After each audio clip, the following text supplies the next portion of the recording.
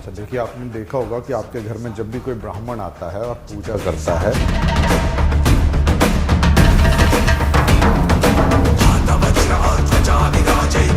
आखिर में जब भी पूजा समाप्त होती है तो अंत में हम क्या बोलते हैं? ओम शांति शांति शांति।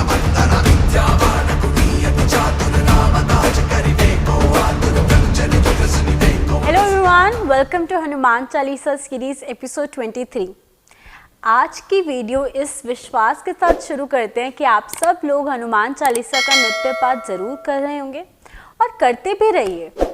और जो गुण हम आपको बताने की कोशिश कर रहे हैं, कोशिश करिए उन्हें आत्मसात करने की, ताकि आप एक खूबसूरत जीवन जी सके। और खूबसूरत जीवन बनाने के लिए आज की चौपाई शुरू करते हैं।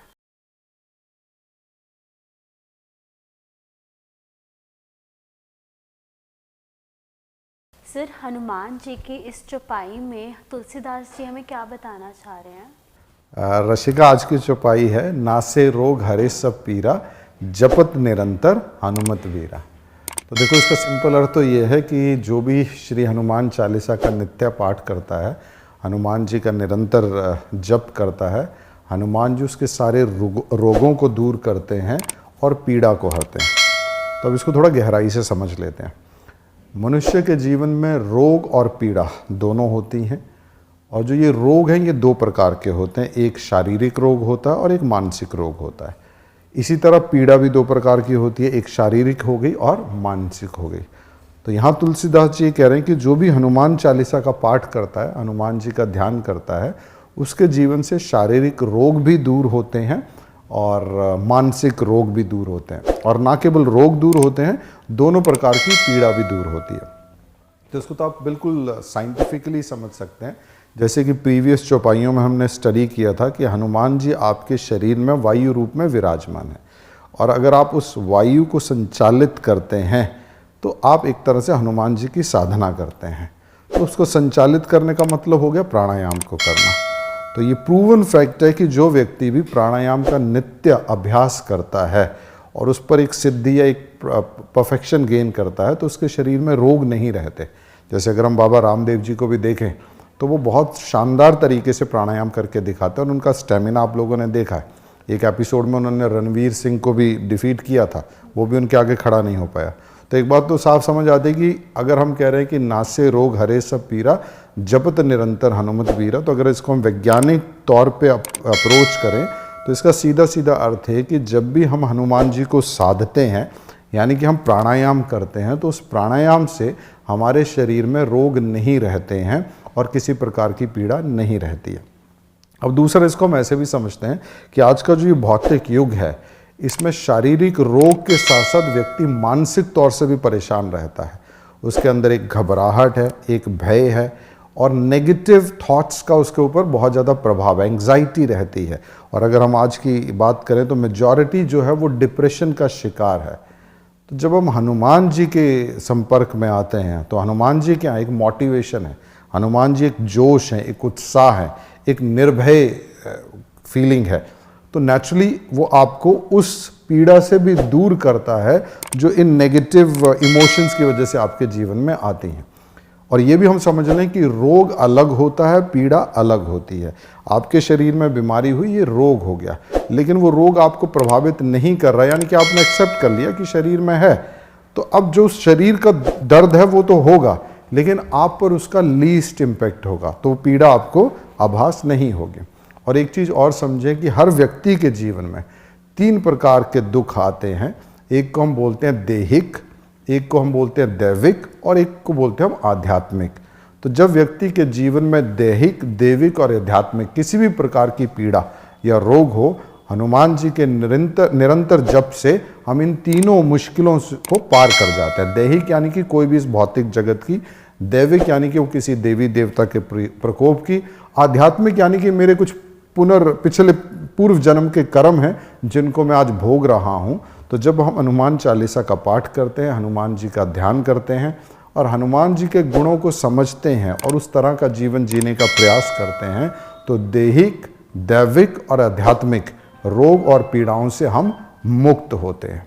सर, जैसे अभी आपने 3 रोग के नाम लिए, दैहिक, दैविक और आध्यात्मिक, ये रोग थोड़ा अच्छे से एक्सप्लेन कर दीजिए एक बार। ऋषिकेश को समझ लेते हैं। दैहिक, दैविक और आध्यात्मिक, ये 3 प्रकार के रोग या पीड़ाएं मनुष्य के जीवन में होते हैं। दैहिक यानी कि कुछ भी जो है भौतिक जगत की वजह से हमको समस्या हो रही है, ये कुछ भी हो सकता है। मेरे शरीर में कोई रोग हो सकता है, किसी चीज़ का अभाव हो सकता है जो मुझे चाहिए मेरे पास नहीं है। तो इन सब रोगों को भी कौन हरते हैं? हनुमान जी हरते हैं। दैविक पीड़ा या दैविक रोग वो हो गया जिस पर मेरा कोई कंट्रोल नहीं है, यानी कि कोई भी ऐसा जो किसी देवी या देवता के प्रकोप से हो रहा है, जैसे मान लीजिए बाढ़ आ गई, भूकंप आ गया, इन पे मेरा कोई कंट्रोल नहीं है। ये कब आएंगी, क्यों आई, कैसे आई, किस किस का नुकसान हुआ, इसमें मेरा कोई कंट्रोल नहीं। तो इस तरह की पीड़ा से भी हमको कौन बचाते हैं? हनुमान जी बचाते हैं। और तीसरी होती है आध्यात्मिक। तो आध्यात्मिक पीड़ा क्या हुई? जैसे मान लीजिए मीरा हुए या गोपियाँ हुई, विभीषण हुए, आपके ये सभी कौन है? भक्त हैं भगवान के, और ये क्या चाहते हैं? भगवान से मिलना चाहते हैं। तो इनको भगवान से मिलाते कौन है? हनुमान जी। तो ये एक आध्यात्मिक पीड़ा होती है जहाँ भक्त अपने भगवान से मिलना चाहता है, वो उस अल्टीमेट ज्ञान की प्राप्ति करना चाहता है, वो सेल्फ रियलाइज्ड होना चाहता है। तो ये जो सेल्फ रियलाइजेशन है, इस जो मैं नहीं समझ पा रहा हूँ, उस प्रभु से नहीं मिल पा रहा हूँ, तो उससे जो मिलने का मार्ग है वो भी कौन देते हैं? हनुमान जी देते हैं। इसलिए तुलसीदास जी ने कहा है कि हनुमान जी सभी प्रकार के रोग और पीड़ाओं का नाश करते हैं, यानी कि हमारे जीवन में जो भी दैहिक, दैविक और आध्यात्मिक रोग और पीड़ाएं उनको हरते हैं। और आपने देखा भी होगा कि अक्सर जब हमारे यहाँ पूजा होती है तो पूजा के अंत में हम बोलते हैं ओम शांति शांति शांति। तो जो 3 बार शांति बोला जाता है, ये 3 बार शांति इन 3 प्रकार के कष्टों को निवारण करने के लिए बोला जाता है। यानी कि अगर मेरे जीवन में कोई दैहिक या दैविक आध्यात्मिक दुख है तो वो शांत हो जाए, इसलिए 3 बार क्या बोला जाता है? शांति शांति शांति। तो हनुमान जी इन तीनों को दूर करते हैं। अब कैसे करते हैं इसको हम लोग समझ लेते हैं। देखिए, मनुष्य के जीवन में जब भी रोग आएगा तो उसके 2 स्थान हैं। एक हमारा मध्य प्रदेश यानी कि हमारा पेट, और दूसरा हमारा ये अपर एरिया यानी कि हमारा दिमाग, ये ऐसे मन बोल सकते हो। तो अगर हमारा खान पान ठीक नहीं है तो हमारे पेट में रोग उत्पन्न होंगे। अगर हमारे विचारों में घबराहट है, बेचैनी है, नेगेटिव इमोशंस हैं, तो हमारा मन शांत नहीं रहेगा, तो हमें फिर दिमाग से रोग मिलेंगे। तो जब हम हनुमान जी से जुड़ते हैं, प्राणायाम का अभ्यास करते हैं, सात्विक भोजन को लेते हैं, तो वेरी ऑब्वियस कि हमारे शरीर के रोग क्या होंगे? दूर होंगे। तो जब शरीर के अंदर इस तरह का भोजन नहीं जाएगा जो मेरे शरीर के अंदर टॉक्सिक मटेरियल को इकट्ठा करे, नेगेटिव इमोशंस को पैदा करे, तो वेरी ऑब्वियस मेरा मन भी किस तरह का चिंतन करेगा? अच्छा चिंतन करेगा। या यूं कहिए कि अगर मैं अपने मन को भी फोकस कर रहा हूं, कंसंट्रेट कर रहा हूं और उन चीज़ों का अध्ययन कर रहा हूं जो मेरे को सकारात्मक विचारधारा की तरफ ले जाते हैं, मैं अपने भीतर पॉजिटिव इमोशंस को जनरेट कर रहा हूं, नेगेटिव को दूर कर रहा हूं, अपने मन को प्यूरिफाई कर रहा हूं, तो उससे मेरा मन भी क्या होगा? साफ होगा। तो मेरे रोग अपने आप ही उससे दूर हो जाएंगे। तो दैहिक, दैविक और आध्यात्मिक, इन तीनों रोगों से, इन तीनों प्रकार की पीड़ाओं से हनुमान जी का स्मरण और हनुमान चालीसा का पाठ हमको बचाता है। सर, अभी आपने कहा था कि हनुमान जी का निरंतर जप करने से, तो निरंतर जप यानी कि 24 घंटे क्या मूर्ति के आगे बैठ के जप करते रहे हम? चलो निरंतर को समझते हैं। निरंतर का मतलब हो गया जिसमें कोई अंतर ना हो, राइट। अब तुम्हारा सवाल ये है कि निरंतर जप का मतलब तो ये हो गया कि भाई हम 24/7 हनुमान जी की मूर्ति के आगे बैठकर उनका नाम लेते रहें, तो फिर हम बाकी काम कहाँ करेंगे? तो इसको समझ लीजिए, निरंतर जप का मतलब ये नहीं होता है कि आप मूर्ति के आगे बैठ गए या मंदिर में जाके बैठ गए और बाकी सब कामों का आपने त्याग कर दिया और आप सिर्फ हनुमान जी का पाठ करते जा रहे। नो, निरंतर जप का मतलब ये होता है कि आप 24/7 अवेयर रहते हो उस डिवाइन एनर्जी जिनको हम हनुमान जी बोल रहे हैं, और ये भरोसा रखते हो कि वो आपके साथ हैं, वो आप पर नज़र रखे हुए हैं, आप पर अपनी ब्लेसिंग्स दे रहे हैं।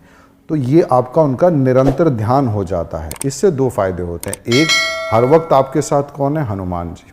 दूसरा, जब भी आप कोई कार्य करने जाओगे तो अगर आपको ये मालूम है कि हनुमान जी मेरे साथ हैं और वो कोई गलत कार्य है तो क्या आप उसको करोगे? आपको मालूम है कौन देख रहा है मुझे? हनुमान जी।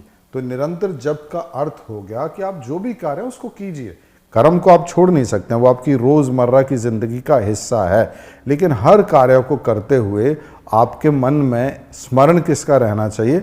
हनुमान जी का। जैसे मान लीजिए कि स्त्री घर में भोजन बना रही है, तो भोजन बनाते हुए हनुमान जी का स्मरण कर सकती है। जब वो खिला रही है वो स्मरण कर सकती है।